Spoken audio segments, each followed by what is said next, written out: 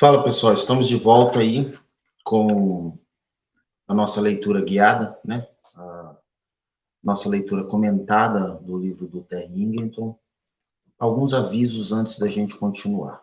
Bom, em primeiro lugar, eu não vou mais parar no meio de algum capítulo, tá? Não farei mais isso porque eu não gostei do resultado. Fica ruim para quem está assistindo e acompanhando, e acredito, e para mim também não ficou legal. Como eu gravei o último, esse último vídeo, né? No caso seria o vídeo anterior a este, tarde da noite, já estava cansado, etc. Eu percebi que a voz ficou bem cansada também e vou evitar fazer esse tipo de coisa também, tá? Peço desculpa também para esses pigarros e coisa do tipo, mas a gripe aqui pegou geral, pegou todo mundo. E como estou falando bastante, de certa maneira fica até meio inevitável, tá? Peço desculpa também nesse sentido. Bom, de resto, cabe aí as questões normais mesmo de quem está gostando aí da leitura, né? Se quiser curtir e se inscrever, fiquem à vontade. Muito bem, vamos continuar aí então. Eu parei aqui, ó. Imaginemos um bêbado, tarde da noite, segurando-se no corrimão da escada rolante e que lê o aviso com dificultosa atenção durante vários minutos para depois dizer a si mesmo, entre aspas, como é verdade, fecha aspas. Que tipo de erro se verifica neste caso?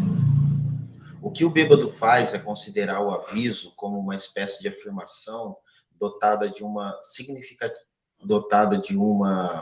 significação geral, até mesmo cósmica, aplicando certas convenções de leitura às suas palavras. Ele as elogia sem relacioná-las com o seu contexto imediato, gerando-as além de sua finalidade pragmática e dando-lhe uma significação mais ampla e provavelmente mais profunda. Isto, sem dúvida, parece ser uma operação envolvida naquilo que as pessoas chamam de literatura. Quando o poeta nos diz que seu amor é como uma rosa vermelha, sabemos, pelo simples fato dele colocar em verso tal afirmação. Ó, meu Deus, ficou horrível isso aqui. Deixa eu ver se tem como melhorar essa questão aqui, pessoal. Aqui. Pelo simples fato dele colocar em verso tal afirmação. É muito comum, principalmente aqui na internet, a gente se deparar com uma frase que em outros momentos seria uma oração comum, né, uma frase comum, e só porque a pessoa a colocou em verso, né, a gente a lê como poesia. Claro que em 99% dos casos é poesia ruim, mas perceba-se como é que se dá, é muito interessante, ele iniciou o livro falando sobre essa questão da forma, né? Mas perceba-se como que se dá e como que é forte, né? É incisivo essa questão da forma em relação à nossa leitura. Como que ela, de certa maneira, ela impacta a nossa leitura. Ou seja, pelo simples fato dele colocar em verso tal afirmação, a gente, de certa maneira, já lê como literatura, no caso do exemplo que eu estou trazendo aqui, como poesia, né? Que não devemos perguntar se ele realmente teve uma namorada que, por alguma estranha razão, lhe parecia ser meramente uma rosa. Ele nos está dizendo alguma coisa sobre as mulheres e sobre o amor em geral. Poderíamos dizer, portanto, que a literatura é um discurso não pragmático, ao contrário dos manuais de biologia e recados deixados para o leiteiro. Ela não tem nenhuma finalidade prática imediata. referindo-se apenas a um estado geral de coisas. A literatura e a arte em si, né? O Saramago dizia que a literatura é inútil, né? E ele está certo, sim, porque é inútil sob o ponto de vista utilitarista. Em que sentido prático, utilitarista, eu vou usar os sonetos de Camões? Nenhum. É nesse sentido aqui mesmo, de prática imediata. Claro que a importância da literatura é outra, mas não é nossa conversa aqui nesse sentido, tá? Por vezes, mas nem sempre, ela pode empregar uma linguagem peculiar como se quisesse tornar evidente esse fato, para indicar que se trata de uma maneira de falar sobre a mulher e não sobre alguma mulher da vida real em particular. Então, ou seja, quando às vezes certas literaturas trazem essa ele vai tratar disso, mas vale a pena já falar, essa obscuridade, essa a diferenciação, né? Distanciando da linguagem comum, então a gente chama, às vezes, isso de fato de literatura mesmo, porque o próprio fazer literário se põe nesse lugar. Esse enfoque na maneira de falar, e não na realidade daquilo que se fala, ou seja, essa questão formal, ou seja, esse enfoque na maneira de falar, e não na realidade daquilo que se fala. Ou seja, o sujeito fala uma frase em latim, e só porque disse em latim ela parece soar inteligente, mas às vezes é uma frase banal. Nesse sentido. Às vezes o sujeito escreveu um texto todo arcaico, né, no sentido de arcaísmo, todo cheio de frescura linguísticas, etc. E não tem nada de literatura, né? Só tem uma forma de literatura. E não na realidade daquilo que se fala. É, por vezes, considerado como uma indicação do que entendemos por literatura. Uma espécie de linguagem autorreferencial. Uma linguagem que fala de si mesma. A gente chama isso daqui também de metalinguagem. Mas também essa definição da literatura encerra problemas. Entre outras coisas, teria sido uma surpresa para George Orwell saber que seus ensaios devem ser lidos como se os tópicos por ele examinados fossem menos importantes do que a maneira pela qual se examinou. Em grande parte daquilo que é classificado como literatura, o valor verídico e a relevância prática do que é dito é considerado importante para o efeito geral. Contudo, mesmo considerando que o discurso não pragmático é parte do que se entende por literatura, por literatura, segue-se dessa definição o fato de que literatura não pode ser, de fato, definida objetivamente. A definição de literatura fica dependendo da maneira pela qual alguém resolve ler, e não da natureza daquilo que é lido. Olha, gente, essa frase aqui é muito importante. A definição de literatura fica dependendo da maneira pela qual alguém resolve ler, e não da natureza daquilo que é lido. A gente já vem conversando sobre isso aqui, basicamente, nesses 3 vídeos, né? A intenção do, do leitor. Existe uma crônica da Cecília Meirelles em que o pessoal falava aquela famosa pergunta, né? O pessoal ela estava respondendo aquela famosa pergunta: quais livros ou qual livro no singular você levaria para uma ilha deserta? Muita gente responde, e com certa naturalidade, né? Obviamente, que a Bíblia, Shakespeare, sei lá, um grande romance de Dickens, Grandes Esperanças, ou talvez um outro grande romance aí de Victor Hugo, Os Miseráveis, Don Quixote, enfim, Homero, né, o Antigo Testamento, a Bíblia, nesse sentido. E a Cecília Meirelles, ela responde que ela levaria um dicionário. É interessante a resposta dela nesse sentido, e ela continua, além de ser uma poetisa gigante, escrevia muito bem, obviamente, né? E dizendo que no dicionário há tudo, né? E à medida, e o que transforma o dicionário em uma obra de arte é a maneira da gente ler, né? A maneira da gente ler, nesse sentido. Gosto muito dessa crônica da Cecília, e ela nos faz pensar bastante nesse sentido. Há certos tipos de escritos, poemas, peças de teatro, romances, que, de forma claramente evidente, pretendem ser não pragmáticos nesse sentido. Mas isso não nos garante que serão realmente lidos dessa maneira. Eu poderia muito bem ler a descrição que Gibbon faz do Império Romano, não porque esteja suficientemente equivocado para achar que ela será uma fonte fidedigna de informações sobre a Roma Antiga, mas porque gosto do estilo da prosa de Gibbon, ou porque me agradam as imagens da corrupção humana, qualquer que seja a sua fonte histórica. Mas eu poderia ler o poema de Howard, porque não sei, supondo-se que eu fosse um horticultor japonês, se a rosa vermelha floresceu na Inglaterra do século XVIII. Isso, pode-se dizer, não significa ler Burns como literatura.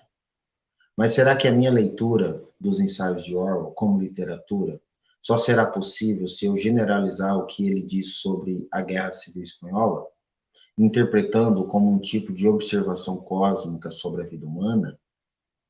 Se é certo que muitas das obras estudadas como literatura nas instituições acadêmicas foram construídas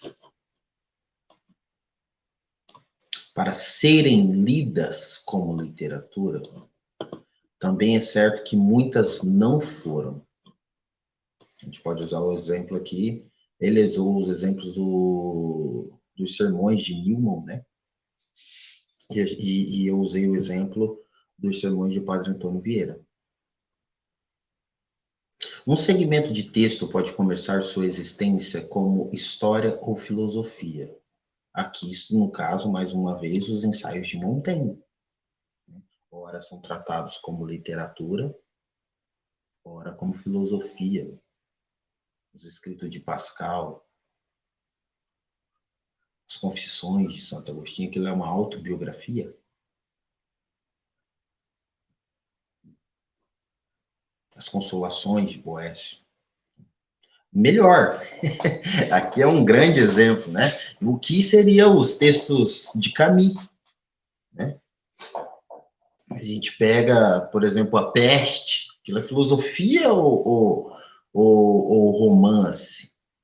A gente pega o Estrangeiro, filosofia ou romance? Então, assim, é muito interessante essa questão do ponto de vista, da intenção do leitor e também, obviamente, daquele que escreve. Né? Mesmo que a intenção daquele que escreve tenha sido uma e a intenção do leitor tenha sido outra. Olha que emaranhado interessante. Isso é muito, muito legal. Um segmento de texto pode começar sua existência como história ou filosofia, e depois passar a ser classificado como literatura, ou pode começar como literatura e passar a ser valorizado por seu significado arqueológico. Alguns textos nascem literários, outros atingem a condição de literários, e outros, tal condição é imposta. Olha, essa passagem aqui é o tipo de passagem que a gente deveria tatuar na testa mesmo, tá? Aquela passagem que a gente retira ela do texto, escreve ela à mão, medita, né? Gasta ali algum período nela, algum tempo nela, porque é uma passagem de fato muito importante mesmo, e que de certa maneira ele sintetiza pelo menos aqui a segunda parte dessa introdução, tá? Então, gaste um tempinho aqui nessa... Por isso que é importante comprar o livro. Por isso que é importante comprar o livro. Porque se você tem o livro físico aí, tu escreve na borda ou destaca ali em um caderno, uma folha sulfite e coloca ali as suas impressões, coloca até os exemplos que lhe vem à mente, né? Que livro que começou como história? Eu vou te dar um exemplo aqui. A Guerra do Peloponeso. É um livro que começou como história.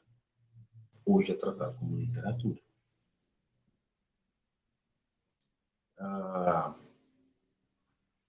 Olha que legal. Que livro que não foi pensado como literatura, mas hoje é tratado, obviamente, não por todo mundo, né? Mas é tratado como literatura, a gente pode pensar aqui em grande parte do Antigo Testamento, tá? Então, é importante mesmo degustar essa passagem aqui. Sob esse aspecto, a produção do texto é muito mais importante do que o seu nascimento. O que importa pode não ser a origem do texto, mas o modo pelo qual as pessoas o consideram. Se elas decidirem que se trata de literatura, então, ao que parece, o texto será literatura, a despeito do que seu autor tenha pensado. Nesse sentido, podemos pensar na literatura menos como uma qualidade inerente, ou como um conjunto de qualidades evidenciadas por certos tipos de escritos que vão desde Beowulf até Virginia Woolf, até Rimano, do que como as várias maneiras pelas quais as pessoas se relacionam com a escrita. Não seria fácil isolar, entre tudo que se chamou de literatura, um conjunto constante de características inerentes. Isso aqui, de fato, seria muito difícil mesmo de classificar. Entenda-se os escritos dos antigos sumérios, até os experimentalismos do século XX, você tentar jogar isso tudo dentro de um unificador, bater e retirar dali o suco e dizer, não, conseguir chegar aqui a um denominador comum em literatura, é isto. É, de fato, uma tarefa impossível. Eu gosto não é o autor aqui que a gente está lendo, mas eu gosto da definição do Marcelo Moisés, que gênero literário também, né? E ele entra um pouco no sentido de literatura, mas o Marcelo Moisés ele é mais incisivo, diria até em certo sentido fundamentalista, na melhor acepção do termo, é que, de certa maneira, está muito presa ao tempo, né, as definições nesse sentido. E como literatura é um conceito aberto, então ela, de fato, em certo sentido, está presa ao tempo. O que os gregos entendiam por literatura, quiçá que eles nem tinham isso, não sei. Os romanos, a Idade Média, etc. Então, é muito importante a gente ter isso em mente, muito importante. Na verdade, seria tão impossível quanto tentar isolar uma única característica comum que identificasse todos os tipos de jogos. Muito boa essa imagem, essa comparação do... Não existe uma essência da literatura. Qualquer fragmento de escrita pode ser lido não pragmaticamente, se é isso que significa ler um texto como literatura. Ou seja, se eu pego um dicionário e eu o leio de maneira não pragmática, será que eu estou lendo de maneira literária? Se eu pego um manual do meu computador e começo a lê-lo de maneira não pragmática, será que eu estou lendo como literatura? É importante fazer essas perguntas. E é esta pergunta em si que ele está fazendo. Assim como qualquer escrito pode ser lido poeticamente, lembra-se do exemplo que eu dei de Cecília. Você examina o horário dos trens, não para descobrir uma conexão, mas para estimular minhas reflexões gerais sobre a velocidade e a complexidade da vida moderna, então poder-se-ia dizer que estou lendo como literatura. John Ellis argumentou que a palavra literatura funciona como a palavra mato. O mato não é um tipo específico de planta, mas qualquer planta que, por alguma razão ou outra, o jardineiro não quer no seu jardim. Eu diria que o mesmo a gente pode dizer por dialeto, por exemplo.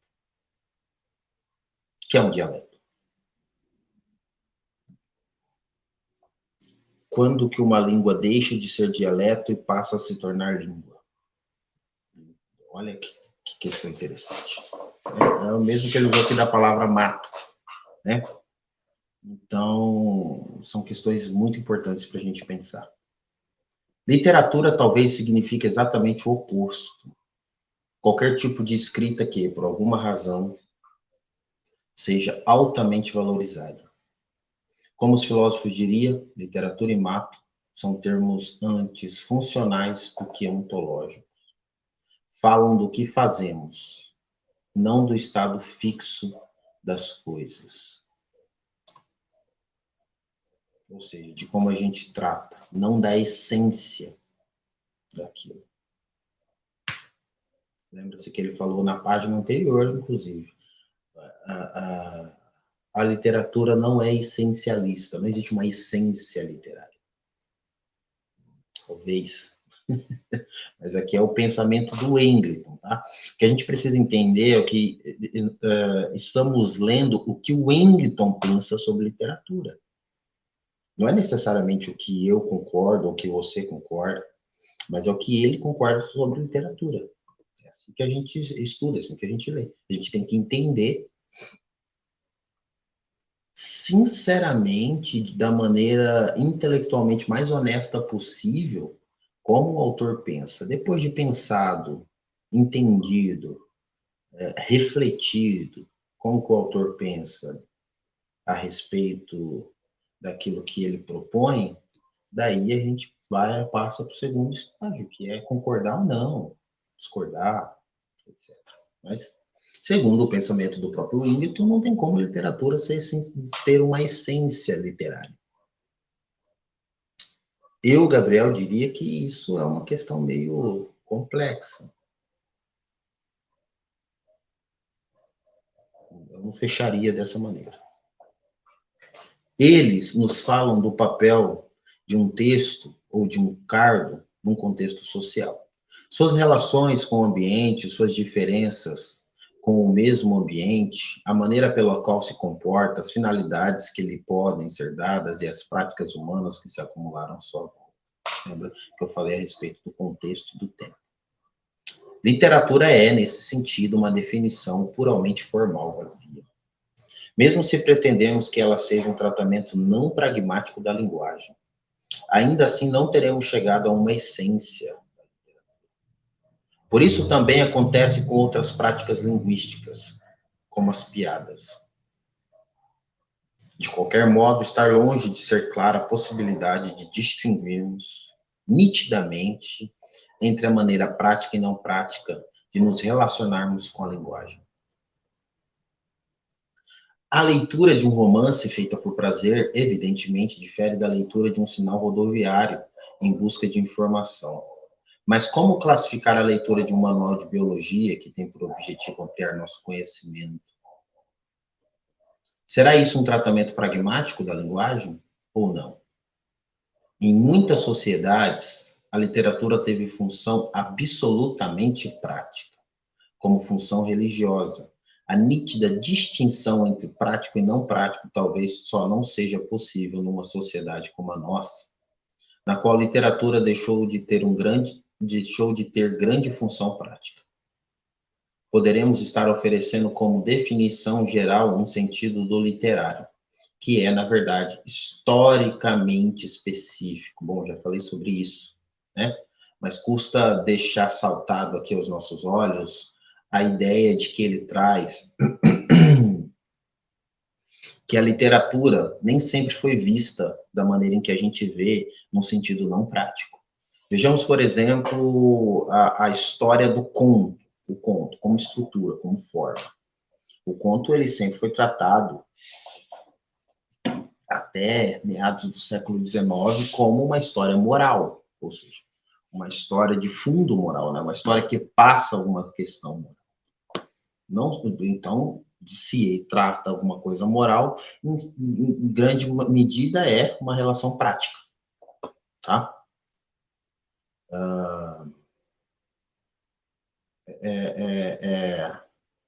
Enfim. Portanto, ainda não descobrimos o segredo que faz com que Lamb, Mercado e Mill sejam literatura, mas não. Falando em termos gerais, Bertolt Marx e Darwin. Uma resposta simples talvez seja o fato de os três primeiros sejam exemplos de escrever bonito, apesar de que o Marx tem escritos bonitos, como os 18 Brumário. Ao passo que os três últimos não.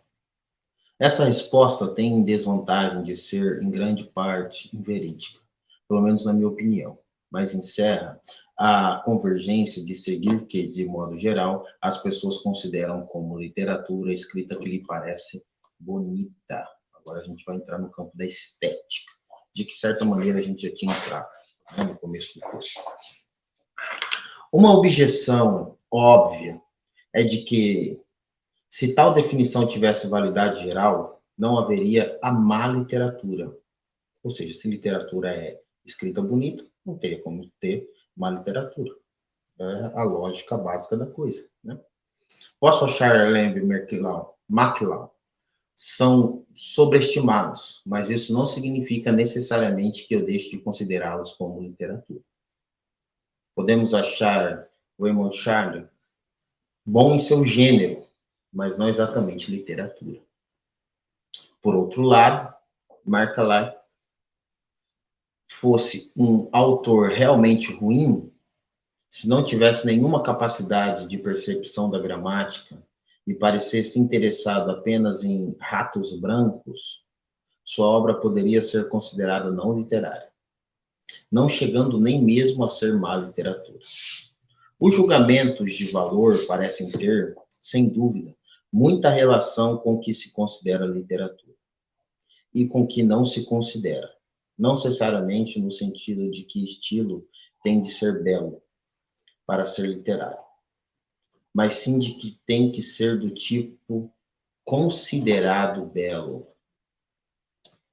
De novo, a gente entra na seara do contexto, tempo, lugar, etc.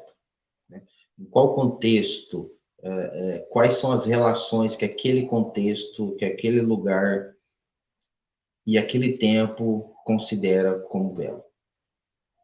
Humberto Eco tem a história da beleza, a história da feiura. Quem sabe a gente não lê por aqui também.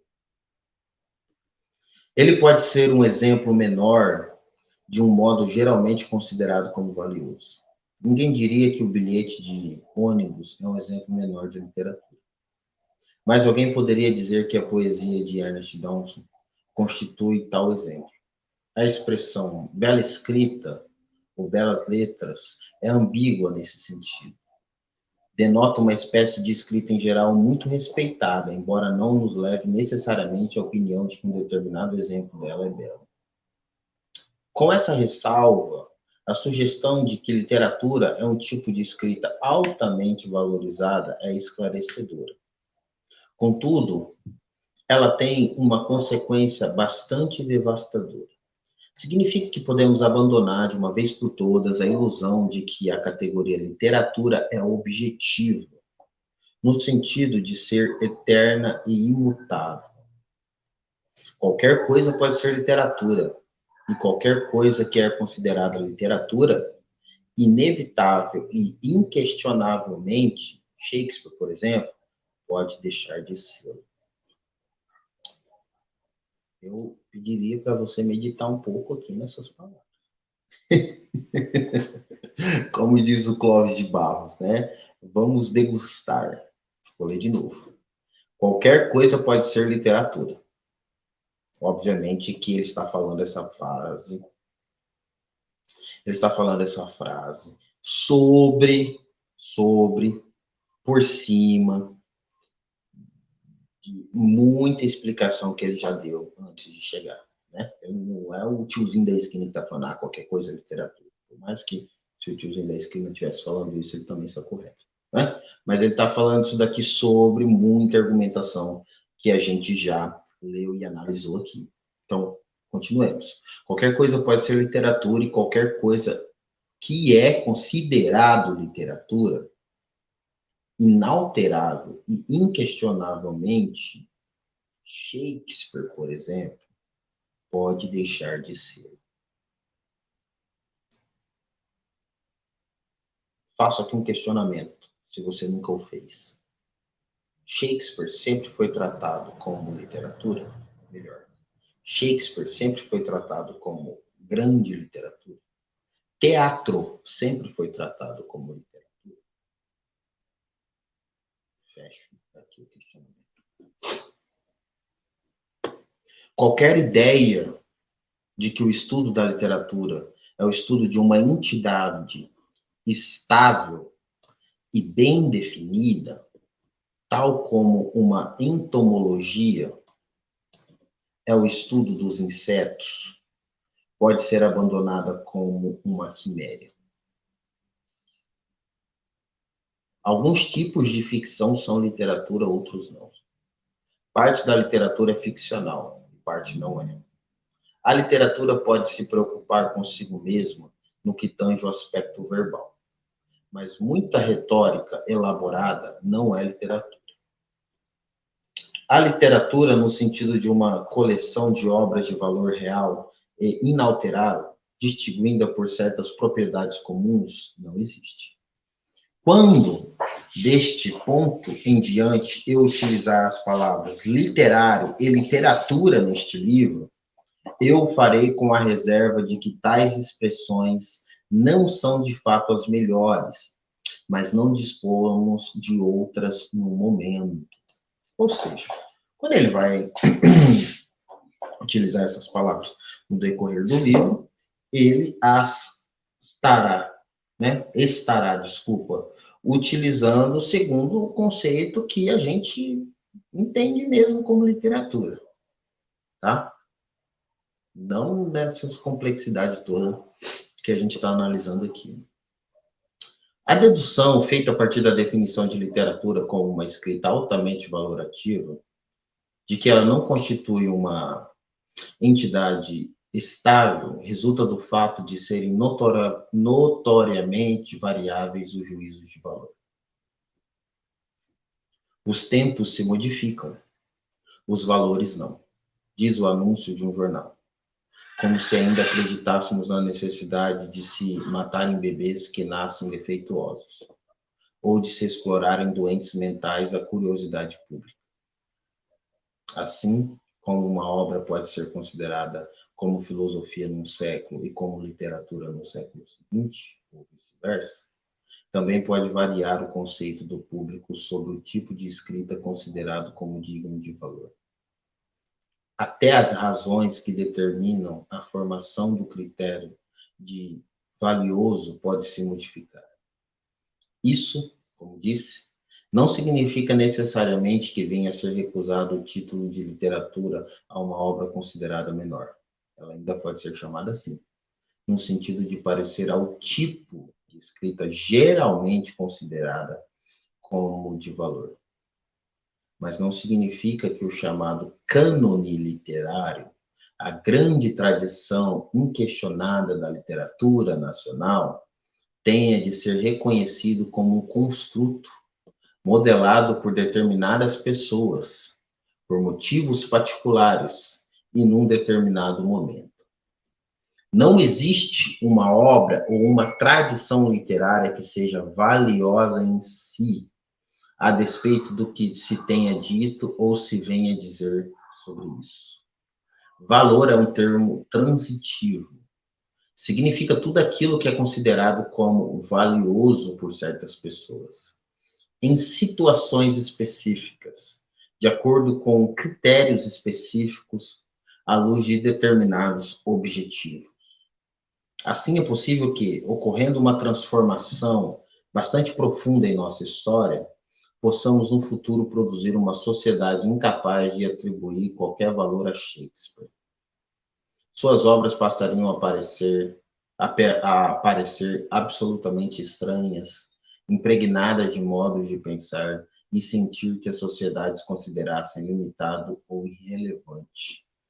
Em tal situação, Shakespeare não teria mais valor do que muitos grafitos de hoje. Embora para muitos essa condição social possa parecer tragicamente empobrecida, creio que seria dogmatismo não considerar a possibilidade de que ela resultasse de um enriquecimento humano geral. Volto na frase que ele disse aqui acima: os tempos se modificam, valores não. E a partir daqui ele fez toda uma argumentação completamente irônica, certo? Baseado basicamente em tudo aquilo que ele já vem falando no capítulo todo. Ou seja, usando a lógica da argumentação do Engels. Se literatura é aquilo que a gente chama de literatura em determinado período da história, em outro determinado período da história, aquilo em que a gente chamava de literatura pode não ser mais chamado. É simples, mas é complexo. Muito complexo. E ele usa Shakespeare aqui por um motivo da grandeza de Shakespeare na nossa sociedade e por outro também para dar uma cutucada no Harold Bloom. Imagino eu, obviamente. Pode ser que não. Mas eu acredito que sim. O Harold Bloom vai dizer que o Shakespeare é o centro do cânone, né, ocidental. Que de certa maneira também não está errado, mas isso é outra conversa. Quem sabe quando estivermos lendo o Bloom.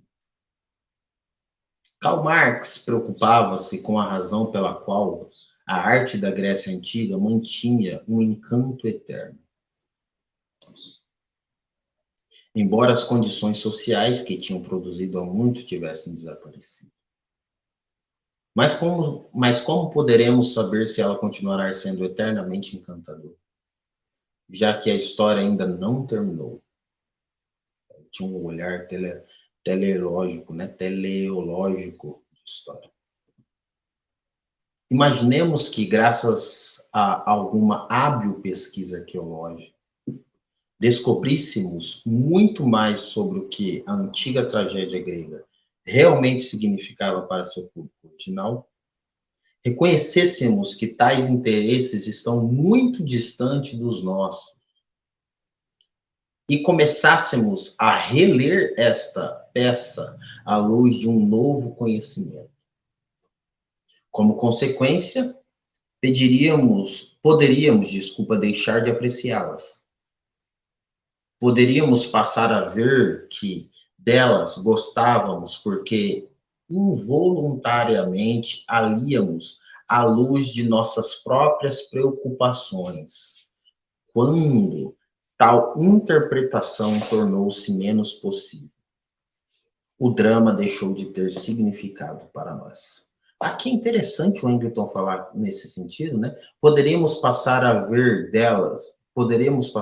que delas gostamos porque involuntariamente alíamos à luz de nossas próprias preocupações. É óbvio.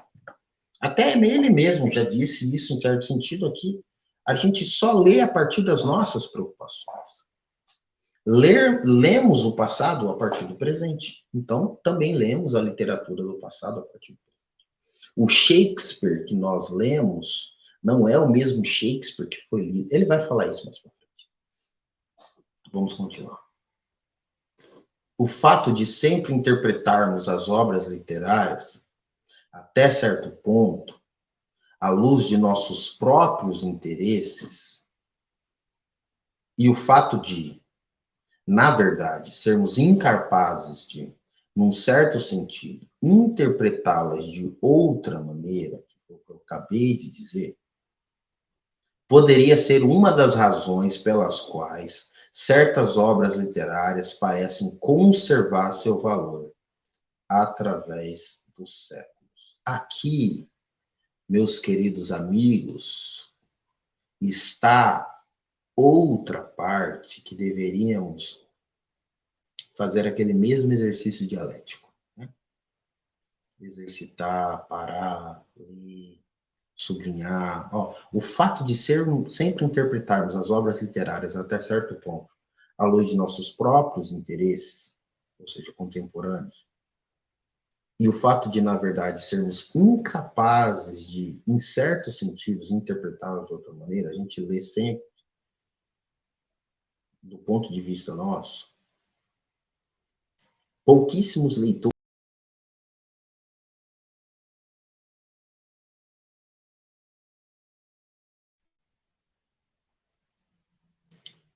travou ali e voltou. Ou pouquíssimos analistas têm a capacidade de ler com os olhos, né, da antiga Grécia, etc.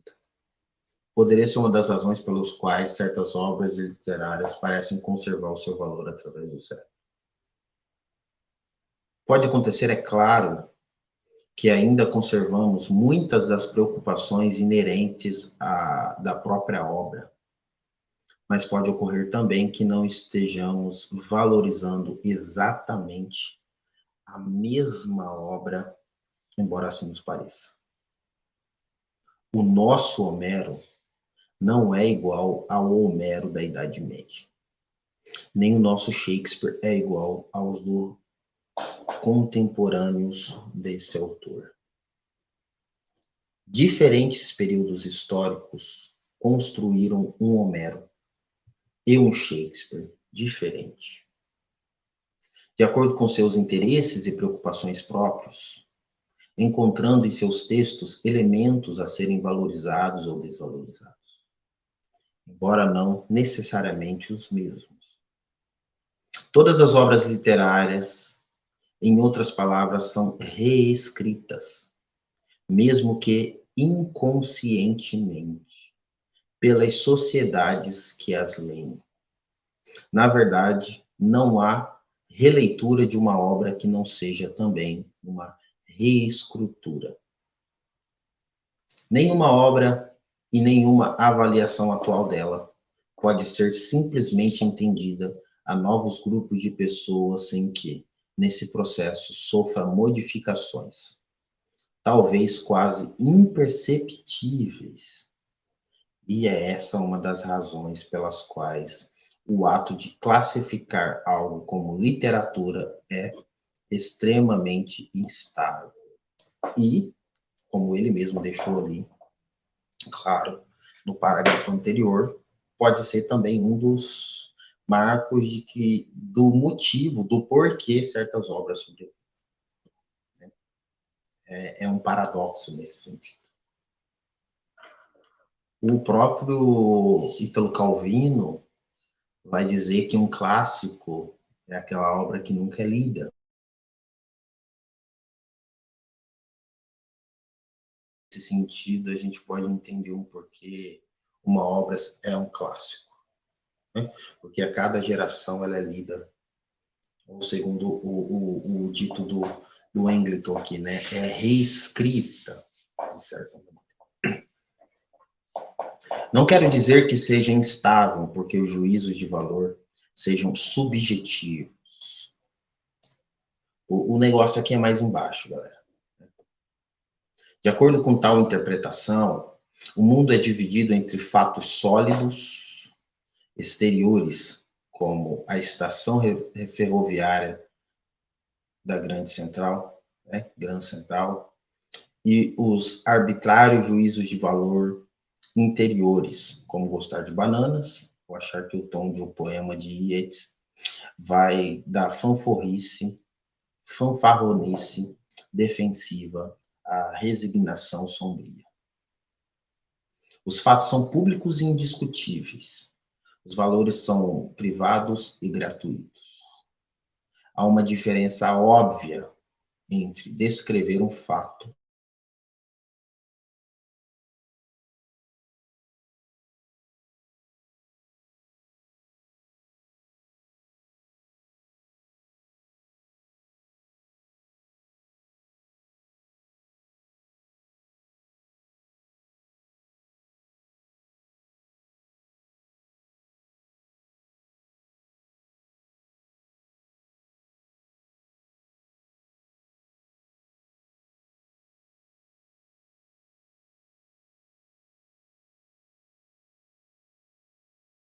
mero subjetivismo. Então, já que literatura, de certa maneira, é qualquer coisa, então tudo que eu disser que é literatura, é literatura. É e não é. O que está querendo dizer é que há questões fixas, né, no mundo, na realidade. Ou seja, há uma catedral. E essa catedral foi construída em 1612. Agora, falar que essa catedral é uma magnífica obra da arquitetura barroca, aí sim a gente está entrando estamos colocando questões de valor. É isso que ele está querendo dizer. Vamos continuar a nossa conversa. Vamos supor, porém, que a primeira afirmação tenha sido feita a um visitante estrangeiro que percorre a Inglaterra. E tenha intrigado muito. Porque ele poderia perguntar, se você insiste em mencionar as datas da construção de todos os edifícios, por que essa obsessão com as origens? Na sociedade em que vivo, ele poderia continuar, não mantemos um registro desses acontecimentos. Nossos edifícios são classificados de acordo com a sua posição em relação ao noroeste e ao sudeste. Ou seja, esse estrangeiro possui outro ponto de vista em relação a algo fixo, ao edifício. Que a gente poderia chamar de algo fixo aqui no caso da literatura? A própria obra literária. A obra literária é uma questão física da realidade. Tem um livro. Isso demonstraria parte do sistema inconsciente de juízo de valor que sublinha minhas próprias descrições. Esses juízos de valor não são necessariamente do mesmo tipo que esta catedral é um exemplo magnífico da arquitetura. Mas ainda assim são juízos de valor, e nenhuma afirmação relacionada com fatos pode evitá-los. Afinal, as afirmações sobre os fatos são afirmações que pressupõem alguns juízos questionáveis.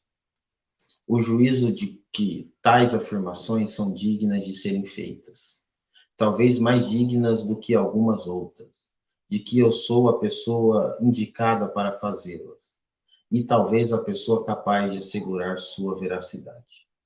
De que você é a pessoa indicada para fazê-las, de que se obtém algo útil com essa afirmação, e assim por diante. Uma conversa num café pode transmitir informação, mas o que predomina nesse tipo de conversa é um forte elemento daquilo que os linguistas chamariam de fátio, uma preocupação com o ato da comunicação em si mesmo. Ao conversar com você sobre as condições do tempo, estou assinalando também que considero digna de valor a conversa com você. Considero uma pessoa com quem vale a pena conversar, que não sou antissocial e que não estou inclinado a fazer uma crítica detalhada de sua aparência pessoal. Nesse sentido, não há possibilidade de fazer uma observação totalmente desinteressada. Naturalmente, o fato de se mencionar a data em que uma catedral foi construída é considerado, em nossa cultura, como uma afirmação mais imparcial do que expressar uma opinião sobre a sua arquitetura.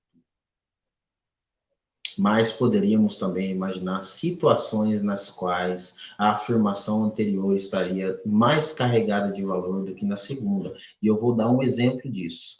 Se eu falar para você, eu estou chutando, tá? Eu não sei de cabeça isso, que certo monumento de Oscar Niemeyer foi feito em 1978. Isso, dado o arquiteto e dado o ano, já é uma afirmação de valor. Por quê? Porque eu estou falando do ano da ditadura militar. Não o ano em si, né? Mas que estava o monumento foi feito no período da ditadura militar. Entende-se? Talvez barroco e magnífico se tenham transformado mais ou menos em sinônimos, ao passo que apenas um punhado de pessoas teimosas se apegam à crença de que a data de construção de um edifício seja significativa. E minha afirmação seja tomada como uma maneira codificada de assinalar essa posição. Todas as nossas afirmações descritivas se fazem dentro de uma rede, frequentemente invisível, de categorias de valores. De fato, sem essas categorias, nada teríamos a dizer uns aos outros. Outra parte importante do texto, daquelas partes que a gente precisa lá. Ó, como diz nosso amigo Clóvis, vamos degustar. Todas as nossas afirmações descritivas se fazem dentro de uma rede frequentemente invisível, ou seja, subjetiva, inconsciente, interna, enraizada, ou seja, está numa raiz em que não vemos, mas o seu fruto aparece. Que fruto é esse? As afirmações, ou seja, frequentemente invisíveis, de categorias de valores. De fato, sem essas categorias, nada teríamos a dizer uns aos outros. Ou seja, sempre falamos de algum lugar.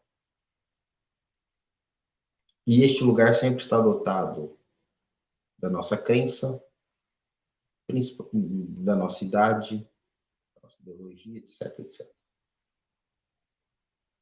Não que tenhamos alguma coisa chamada conhecimento factual que possa ser deformado por interesses e juízos particulares. Embora isso seja perfeitamente possível, ocorre, porém, que, sem interesses particulares, não teríamos nenhum conhecimento, porque não veríamos nenhuma utilidade em nos darmos o trabalho de adquirir tal conhecimento. Os interesses são constitutivos do nosso conhecimento, e não apenas preconceitos que o colocam em risco. A pretensão de que o conhecimento deve ser isento de valores é em si um juízo de valor. Então, desculpa, o Engleton, a ironia do Engleton é um troço maravilhoso. Então, aquele sujeito que fala, o meu pensamento é neutro. Perceba-se que na afirmação dele já tem uma injunção de valor. Está dizendo que ele pensa de maneira tão neutra, ou seja, ele é tão bom que já tem uma inserção de valor. Então, ele ocorre em contradição. Pode ocorrer que a preferência por banana seja uma questão meramente particular, embora tal fato seja questionável. Uma análise exaustiva de minhas preferências por alimentos provavelmente revelaria a profunda relevância que elas têm para certas experiências formativas de minha infância, para as relações com os meus pais, irmãos, e para muitos outros fatores culturais que são tão sociais e não subjetivos quanto as estações ferroviárias. Isso é ainda mais válido no que se diz respeito à estrutura fundamental de crenças e interesses que me envolvem desde o nascimento. Como membro de uma determinada sociedade, tais como a convicção de que me devo manter em boa saúde, de que as diferenças dos papéis sexuais têm suas raízes na biologia humana, ou de que os seres humanos são mais importantes do que os crocodilos. Podemos discordar disso ou daquilo, mas tal discordância só é possível porque partilhamos de certas maneiras profundas de ver e valorizar, que estão ligadas à nossa vida social e que não poderiam ser modificadas sem transformarem essa vida. Gente, isso aqui que ele está falando é muito importante. quanto mais cedo vocês tiverem isso em mente, é melhor para o seu pensamento. Assim. Por exemplo, eu discordo de algumas coisas que ele falou aqui. Mas eu discordo sabendo que eu estou discordando de um lugar, de um ponto de vista. Entende? De que a minha discordância não é neutra. Em suma, é isso. E que se você estiver discordando de mim e do Wellington também, a sua discordância também não é neutra. Ou, se você estiver concordando, a sua concordância também não é neutra. Isso aqui é muito legal. Ninguém me castigará seriamente por não gostar de um determinado poema de Donne. Mas se em certas circunstâncias eu argumentar que Donne não é literatura, eu correria o risco de perder meu emprego. Sou livre para votar a favor dos trabalhistas ou dos conservadores. Mas se eu tentar agir com a convicção de que essa escolha apenas mascara um preconceito mais profundo, preconceito de que o significado da democracia limita-se a colocar uma cruz no voto de tantos em tantos anos, então, em certas circunstâncias excepcionais, eu poderia acabar na cadeia. A estrutura de valores, em grande parte, oculta que informa e enfatiza nossas afirmações factuais. Enfatiza, desculpa. É parte do que entendemos por ideologia. Por ideologia, quero dizer, aproximadamente, a maneira pela qual aquilo que dizemos e o que acreditamos se relaciona com a estrutura do poder e com as relações de poder da sociedade que vivemos. Aquilo que eu acabei de falar. Segue-se dessa grosseira definição que nem todos os nossos juízos e categorias subjacentes podem ser proveitosamente considerados ideológicos. Temos a convicção profunda de que avançamos para o futuro, pelo menos para uma outra sociedade que estará recuando para o futuro. Mas, embora essa maneira de ver possa se relacionar com um modo significativo com a estrutura de poder de nossa sociedade, isso necessariamente não ocorre sempre em toda parte. Não entendo por ideologia apenas as crenças que têm raízes profundas e são muitas vezes inconscientes.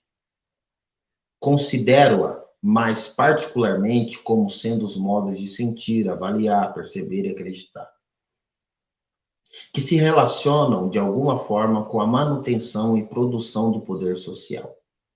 O fato de que tais convicções não são apenas caprichos particulares pode ser ilustrado com um exemplo literário. Em seu famoso estudo A Prática da Crítica Literária, de 29, o crítico E.A. Richards, de Cambridge, procurou demonstrar como juízos de valor literários podem ser caprichosos e subjetivos. Ou seja, ele já explicou tudo, no sentido de que a gente olha para a realidade sob certos pontos de vista, sob o ponto de vista, eu ia dizer imaculado, mas essa palavra fica feia, sob o ponto de vista já carregado com certos valores, que são os nossos valores construídos, etc. Então, né, ele vai trazer agora aqui esse crítico literário que fez uma análise sobre isso dentro, obviamente, da literatura. Distribuindo a seus alunos uma série de poemas sem os títulos e os nomes dos autores e pedindo-lhes que os avaliassem.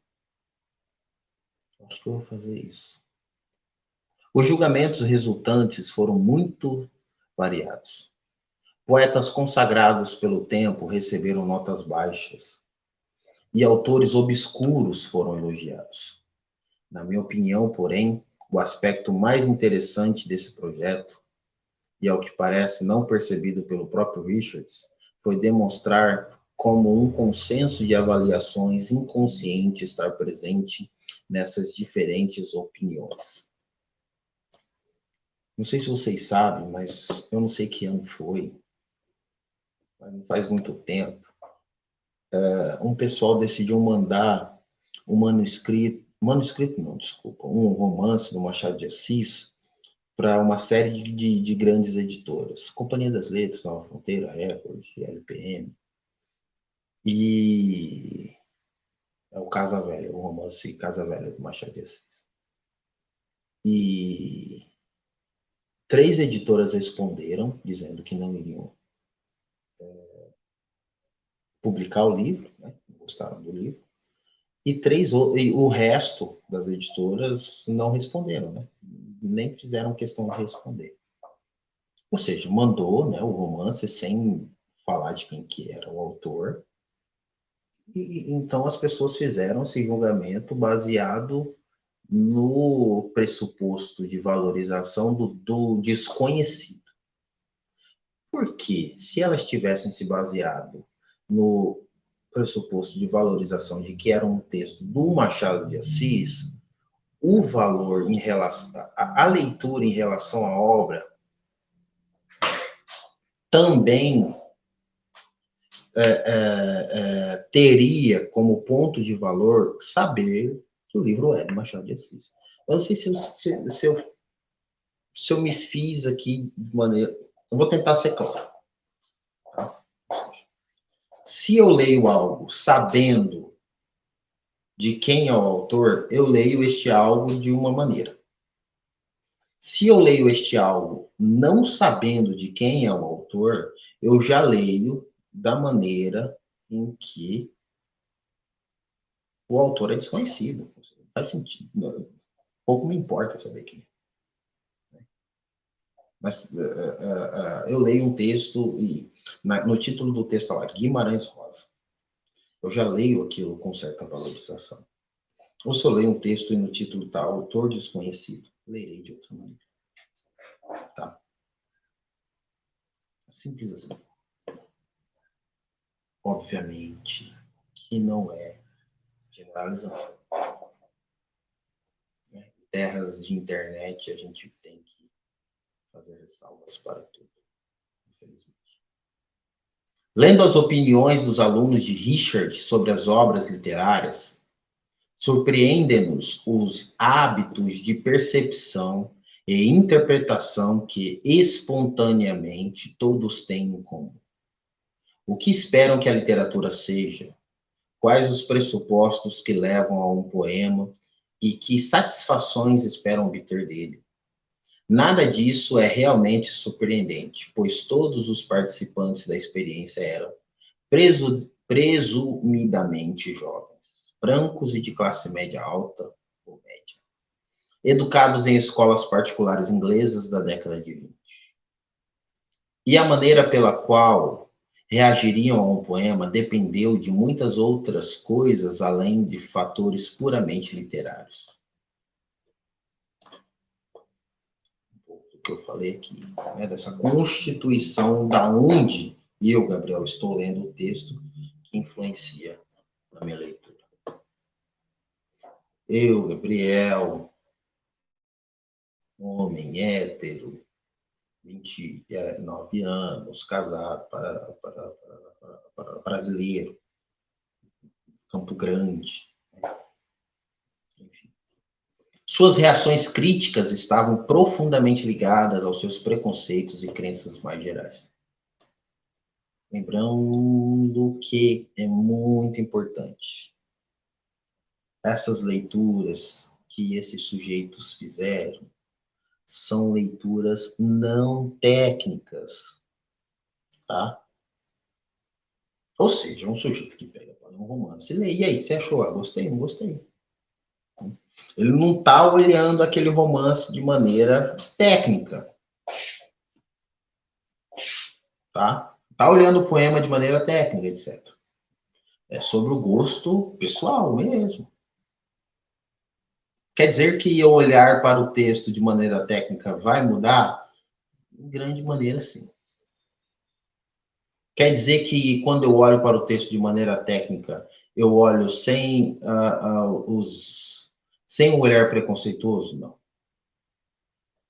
Ele, de alguma maneira, filtra, mas não retira o olhar preconceituoso. Preconceituoso no sentido dos meus próprios preconceitos, né?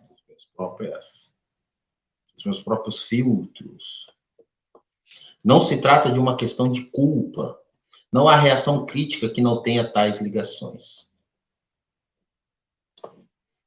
E assim sendo, não há nada que se assemelhe a um julgamento ou interpretação crítica puramente literária.